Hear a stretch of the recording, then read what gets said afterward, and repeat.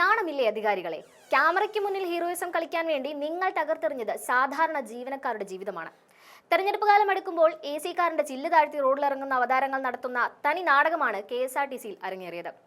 ഗതാഗത മന്ത്രി KB ഗണേഷ് കുമാർ നടത്തിയ മിന്നൽ പരിശോധന എന്ന ഇമേജ് വർദ്ധിപ്പിക്കൽ ഷോയുടെ ഭാഗമായി ഒരു സാധാരണ ജീവനക്കാരന്റെ കുടുംബമാണ് അവതാളത്തിലായിരിക്കുന്നത്.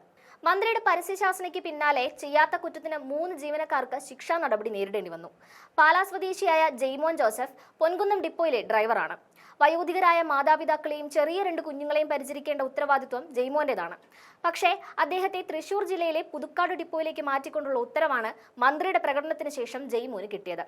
കൊല്ലം ആയൂരിൽ വെച്ച് ബസിന്റെ മുൻഭാഗത്ത് കണ്ട പ്ലാസ്റ്റിക് വെള്ളക്കുപ്പികളുടെ പേരിലാണ് മന്ത്രി അന്ന് പ്രഹസനം നടത്തിയത്.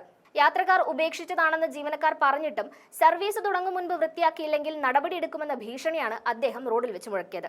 AC കാറിലിരുന്ന് ശുചിത്വബോധം പ്രസംഗിക്കുന്നവർക്ക് കടുത്ത ചൂടിൽ ദീർഘദൂര റൂട്ടിൽ പോകുമ്പോൾ ഒരു കുപ്പി മാത്രം വെക്കാൻ സൗകര്യമുള്ള ബസ്സിൽ യാത്രക്കാർക്ക് ബുദ്ധിമുട്ടുണ്ടാകാതിരിക്കാൻ വേണ്ടി സൈഡിൽ കുപ്പികൾ വെച്ച ജീവനക്കാരന്റെ ദുരിതം പറഞ്ഞാൽ മനസ്സിലാകില്ല.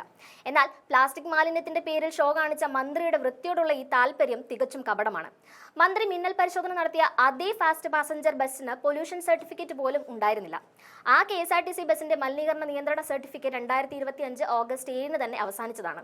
ഒരു പ്ലാസ്റ്റിക് കുപ്പിയുടെ പേരിൽ ചെയ്യാത്ത കുറ്റത്തിന് കുടുംബത്തിന്റെ ഉത്തരവാദിത്വമുള്ള ഡ്രൈവറെ ദൂരേക്ക് മാറ്റിക്കൊണ്ട് കടുത്ത ശിക്ഷ നടപ്പാക്കിയ അധികാരികൾ ഗുരുതരമായ മലിനീകരണ നിയമം ലംഘിച്ചതിന് ആർക്കെതിരെയും ഒരു നടപടിയും സ്വീകരിക്കുന്നില്ല.